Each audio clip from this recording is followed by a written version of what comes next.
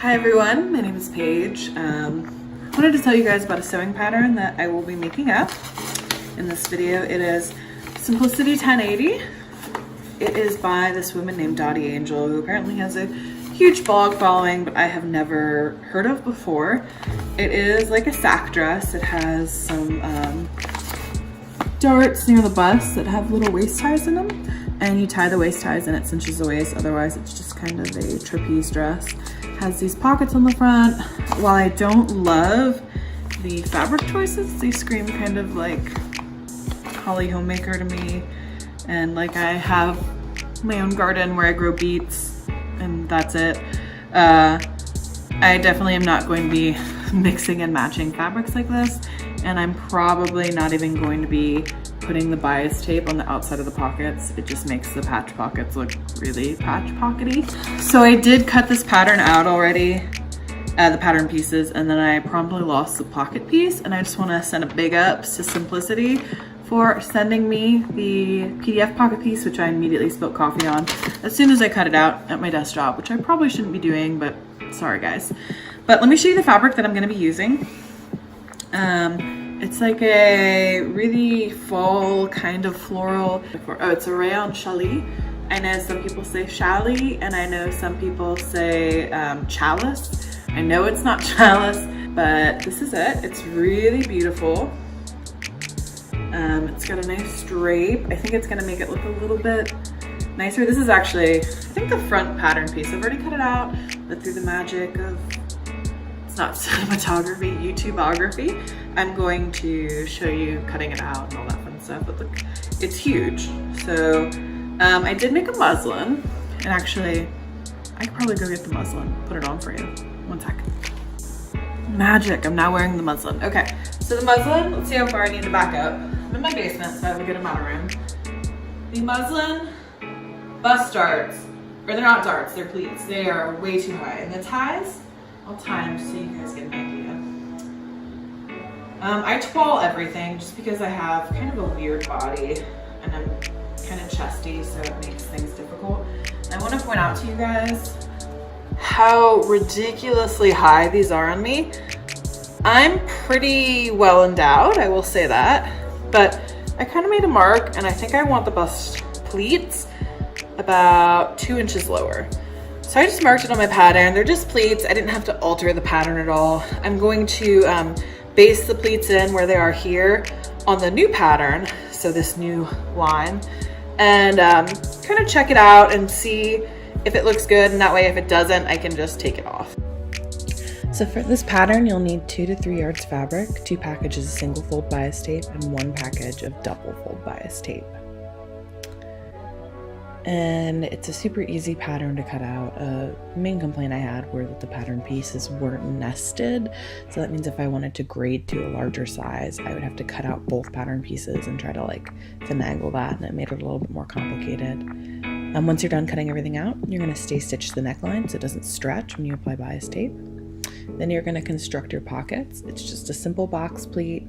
You attach the top pocket piece, you stitch it on, you, as you'll see in a minute, you fold over the pocket piece. Once it's stitched, you press it, and then you fold it again to enclose the seam. So here I am pressing it. And see, again, I pressed it up again, and now I'm going to fold it over so that all the raw edges are enclosed.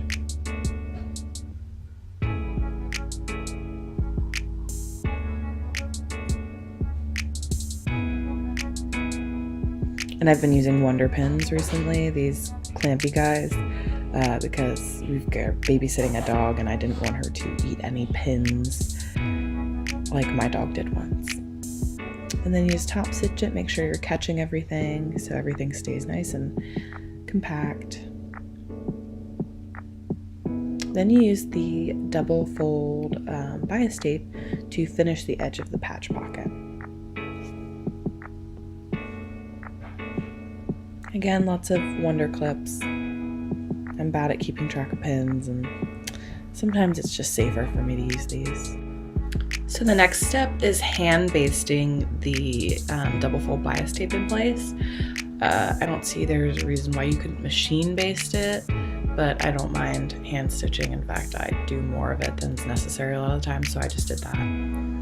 Then as you fold over the ends of the bias tape to finish it once you're stitching, I don't think I showed that, but you just fold it over, pin it to your front of your dress, and then you're going to stitch it down.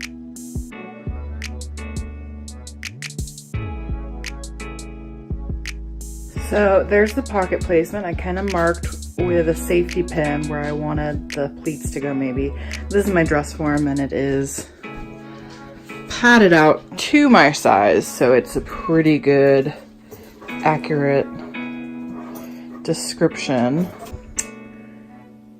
That yellow flower is almost dead on in the middle, which I didn't think it was when I was cutting it, because I was cutting it from this side and it doesn't look like it's in the middle. I don't know if that's gonna bother me or not, but I've already cut it and I don't think I have enough to recut the pattern piece. I also have my pocket in already, so we'll see. I don't know what I could do at this point, but I don't think it'll bother me that much. Maybe I could over dye it if it really bugs me. All right. So I'm gonna do 2 rows of stitching around these pockets. I edge stitched this one, and then on this one I stitched closer to the actual pocket. And with this one there's a flap that is just like flapping in the wind, which I don't love.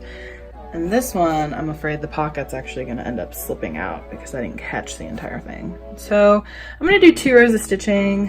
I think this is a bias tape size that they called for, 1/2 inch wide. It might be a little big. They might have called for 3/4 of an inch, but still, I think that it would be stupid not to do 2 lines of stitching, seeing as how I did these both differently. You can see my basting stitches here.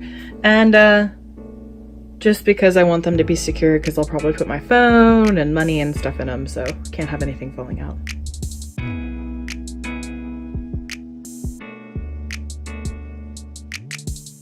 So what the pattern wants me to do with these ties is it basically wants me to create bias tape with a finished edge. So it wants me to press the 2 sides in right here, and then it wants me to do a double line of stitching to do a tie. So here's what we're gonna do. I'm going to fold the tie piece in right sides together, stitch it up the side seam, use my turner, turn it inside out, press it flat, and stitch the ends of the tie piece. And we're gonna call it a day, because that's so much easier and such less of a waste of time than the way they want me to do it.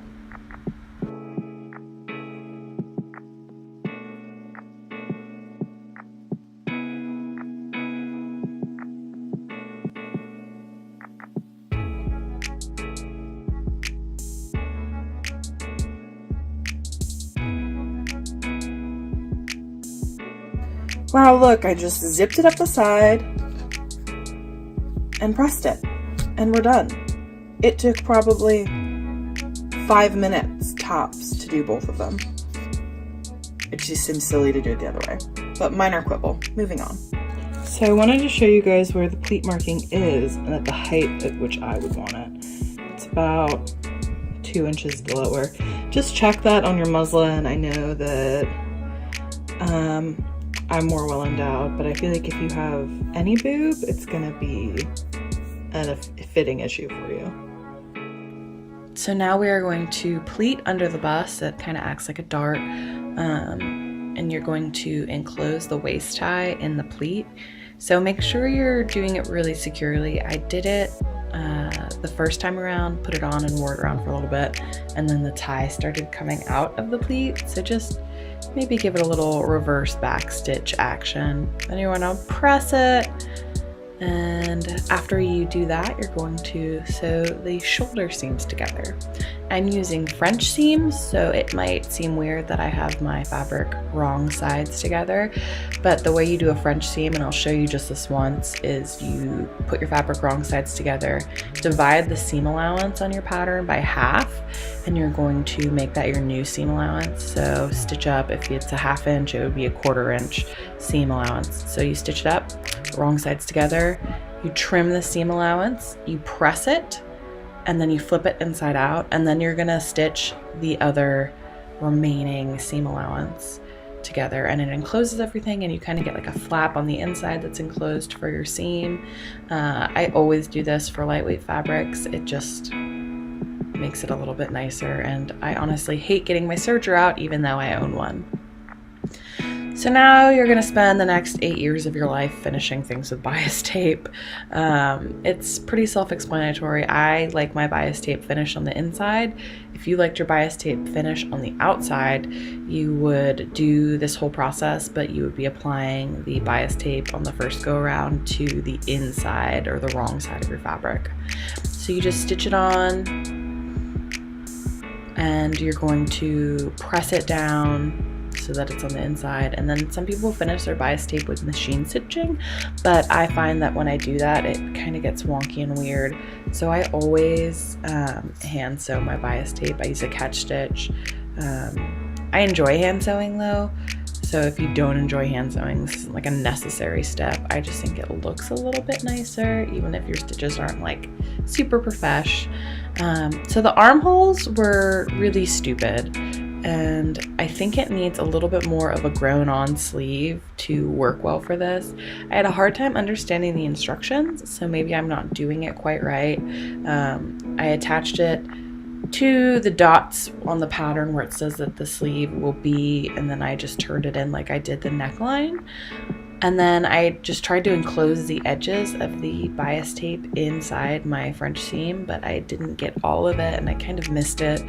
I think if I were to sew this pattern again, I would make it more of a grown-on sleeve that actually had a little bit of an armpit curve, and then just sew it up and finish the bias tape sleeve in the round like you do the neckline.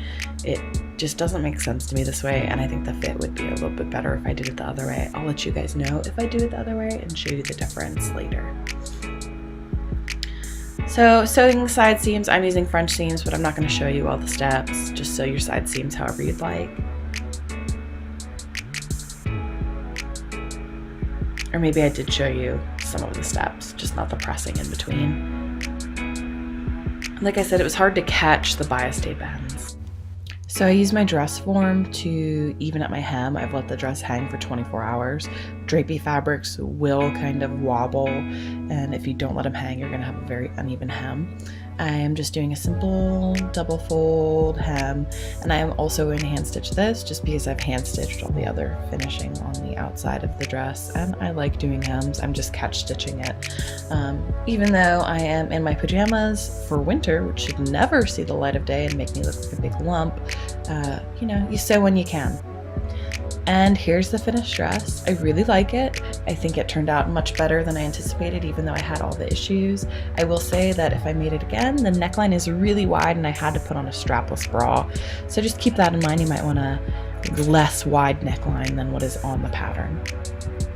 Thank you so much for watching. Please remember to like and subscribe if you haven't already. I'm trying to do new Sew With Me videos at least twice a month, but it might not happen like that. Let me know if you want me to do like haul videos or talk about other sewing related stuff or anything else. Really appreciate it. All right, thanks. Bye.